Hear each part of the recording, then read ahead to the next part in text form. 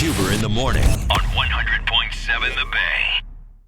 Good morning to you and how are you? Good morning. Good morning, Miles.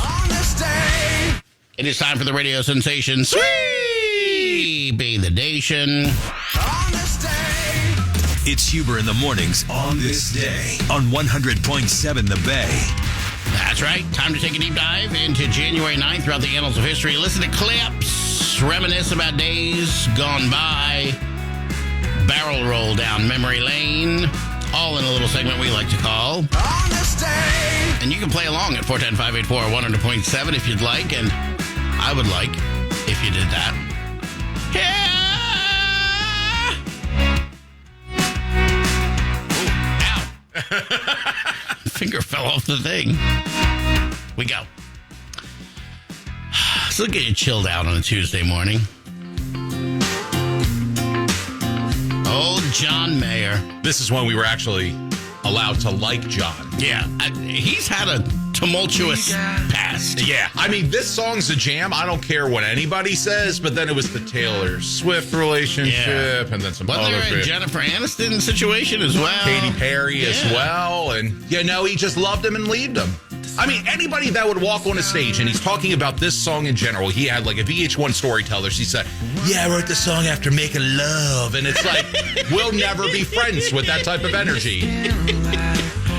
That is a weird thing to say, I guess. I mean, even if it's true. Right. You can skirt it. You can, like, I wrote this song after a really wonderful experience. Yeah. You know what I mean? And then you're not as creepy. And then the women will still scream. Right. That's the whole point of that. It's like, oh, I get it, John. Well, the opposite of John Mayer is the late Steve Jobs. And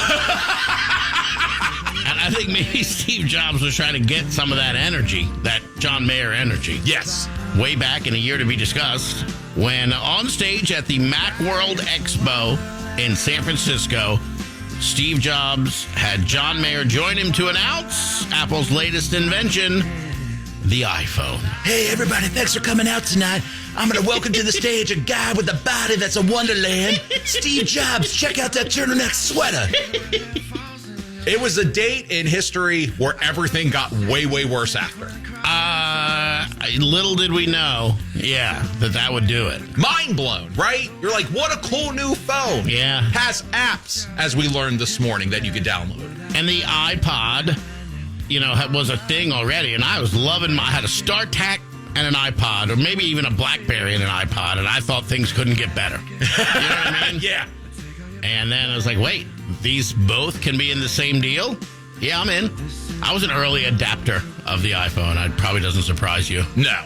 And I can remember getting the early iPhone, and like one of the first apps I got was an app that showed a 40 ounce of malt liquor, and when you tilted your phone, you could pour some out for your homies.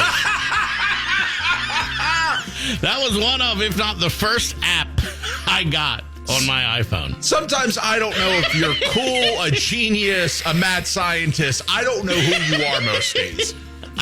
If you can somehow pull up my app history, I can almost guarantee you that the first app I ever got was pour some out for your homies. And then the other one was this app that had some buttons where you could do like the DJ horn and stuff. That's so stupid. Oh, my God. But, man, I cannot remember when that came out. I know I was working at the other radio station, and I had a phone that they provided for me. Nice.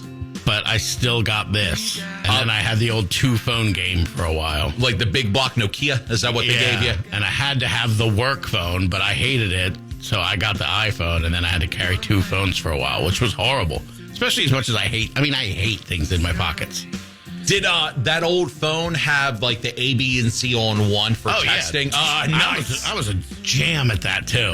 Super fast at that.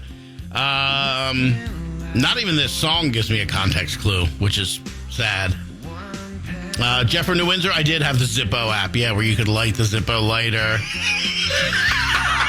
Just a bunch of cool people at There's another really dumb app that I can't remember right now, but it was like early on in the thing, and I can remember the pour out some for my homies app. There was a bowling app that I loved where you just went. Was it the Santa one? Where he did the bowling and the reindeer fell down? Or it was the elves? The elves were the things. Bobby from Westminster reminding us that John Mayer covered Beat It, and it was pretty badass. I'm not saying that John Mayer isn't super talented. It's just the pretension that comes with John Mayer that I don't like. Yeah, you got to deal with a lot of that. I'm an artist, man. Just like I saw this girl's body laying in bed as I was in a studio apartment in New York City. And I can't afford blinds, right?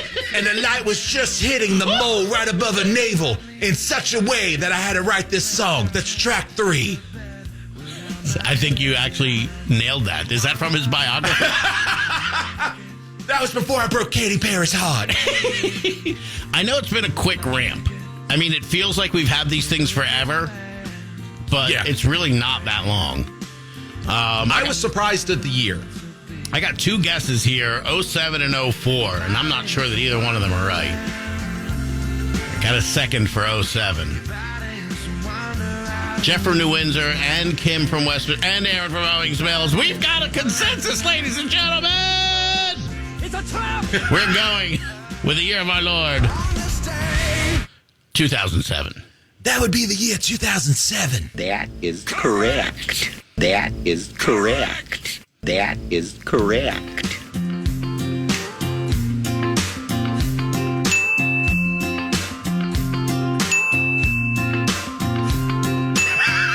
That is correct. Oh my God. That shouldn't have worked as good. Ooh, all right. Well, we're going to wonder about what the next clip is. And we don't even have a clip for the next thing. No, but it is something I'm very much looking forward to discussing. Part 2 of the radio sensation. Sweeping the nation on the way after the Gunners. Now moving on to much trashier memories. The years of, what do you call it? I guess reality TV, right? So we started off with good reality TV. Like Survivor was fantastic. I fell hard for Survivor. I mean, really hard for Survivor. The end of the first season of Survivor, I had like a big party, and I talked like Richard Hatch for like weeks, and it was, a big deal. I was captivated by Survivor. And then, like every successful formula in entertainment, it got watered down and repackaged 45,000 times. Yep. And eventually they said, well, if Survivor's good with fat schlubs like Richard Hatch, what if we did a similar scenario, but with celebrities? At least quasi-celebrities. Right, like half and half. At the time where this show came out, and Huber's going to provide the list for this show, half of it's really good. The other half, ugh. The series places, well, the show was called what? The Surreal Life. And it was on the WB, which, first of all, that was like, ugh. The WB was like, you have Fruit Loops or you have Colored O's. Right. You have Frosted Flakes or you have Sweet Corn Flakes. It's Terry the Tiger. Right. Their food. So the WB was the grocery store cereal of networks at the time. And the Surreal Life debuted on the WB. It placed a disparate group of B to D-list celebrities in a house together just to see what happens. I felt like they put them through some tasks. Was there tasks or did they just exist? So there was no contact with the outside world. Right. They would get a newspaper on their doorstep that would give them little fun things to do inside. Right. It was like Big Brother before Big Brother was really big. It was very Big Brother-esque, right? The list of folks that participated in the debut season of The Surreal Life on the WB, you ask? I'll tell you. MC Hammer. I mean, please, Hammer, don't hurt him. At this point, he had already been up and down, right? He had already got to Pray just to make it today. He had already gone the gangster route. Yeah, this was Preacher MC Hammer. Yeah, and then he'd come full circle back to, he went from Please, Hammer, don't hurt him, which was huge, to You Got to Pray just to make it today, to Humps and a Bumps. He's too Humps legit. and a Bumps. And then, we got old Preacher Hammer. Vince Neil in prime days. Yeah, this is where he was just out of shape, not like he looks like he's melting. This is like post-crash, but pre-bedridden. Yeah, Motley Crue's got a greatest hits album we got to push. Yeah. What was the Circus when they did? Oh, God, it was awful. Something Circus, Motley Crue record. You know what I'm talking about? Yeah. The cover kind of looked like a Monty Python movie. Oh, it was wretched. Now, you did not know Gabrielle, I think it's Cartier or whatever. Andrea Zuckerman, the curly-haired girl from 90210, the girl next door. No, out of everybody. The smarty pants of 90210. Nope. Even by Man. picture, I couldn't pick her out of one. Oh, I know her. Of course, Corey Feldman, who we know of Corey Feldman or Corey Haim, which one is which fame. Is he the, I don't know. One of them's alive. That's an easy way to tell them apart now. Oh, my God. But I don't know which one. Do you know which one's alive right now? Yeah, it's Feldman. It is? Yeah. Yeah, I would. Aim's not. And we You know, you're right, because it's kind of diametrically opposed to what you would have bet on back Right. in. Right. I do know that now. Good call. How horrible am I? Scale of 1 to 10. You're like at a 7. Okay. You're in a mood today. So we got room. Webster, Emmanuel Lewis. This one I don't know. Jerry Manthe from Survivor. It's crazy to think that a reality show had a former reality show star as a celebrity on there. That's how quickly that happened. Yeah, I mean, she was just one of the pretty ones that everybody fawned over. And then finally, a Playboy Playmate, Brandy Roderick. Yeah, that was the one I did know. Of course. Mindy Cohn and Robin Givens had roles offered to them, I guess, but didn't take it. Robin turned hers down. Mindy had a role, but then last minute Said, yeah, conflicts. I ain't hanging out with Corey Feldman. Corey Feldman wasn't as weird. Like, Now I'm putting it all together. Yeah. Which one he is.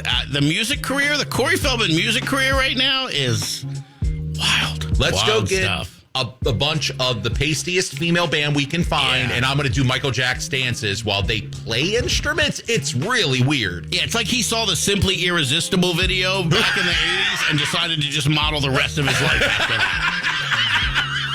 Robert's looking down from the heavens. He's like, I reached somebody. My lasting legacy is Corey Feldman.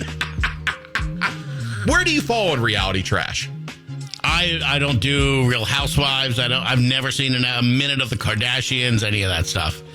And look, I'm not better than anybody. I just have zero time to watch TV. So when I do, it's Pearl Jam 20 for the 96th time instead of trashy TV. Right, because that's why you're better than people, because you watch the documentaries, you come up with these weird I'm facts. telling you, look, I also am the guy who talked for 6 months about Suits. So I'm not better than anybody, trust me. And how dare producer Matt send that Golden Globes reunion pick in the group? I thought we killed Suits, and he's trying to revive it. I don't like it. Suits is never going away.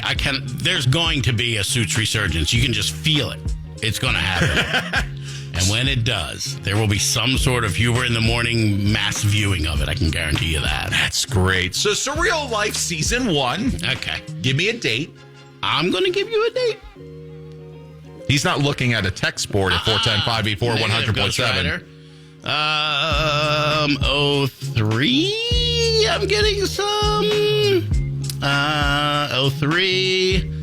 03. I am looking at 03. A lot of people saying 03. You want to lock it in? Yeah.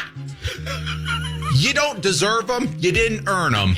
But we do have Randy Watson for today. That is correct.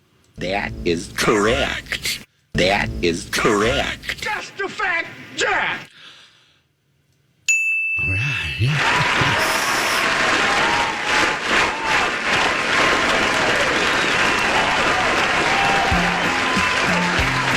All right. 100.7 The Rain. Grab your cup of coffee, look out that kitchen window, and enjoy the jams.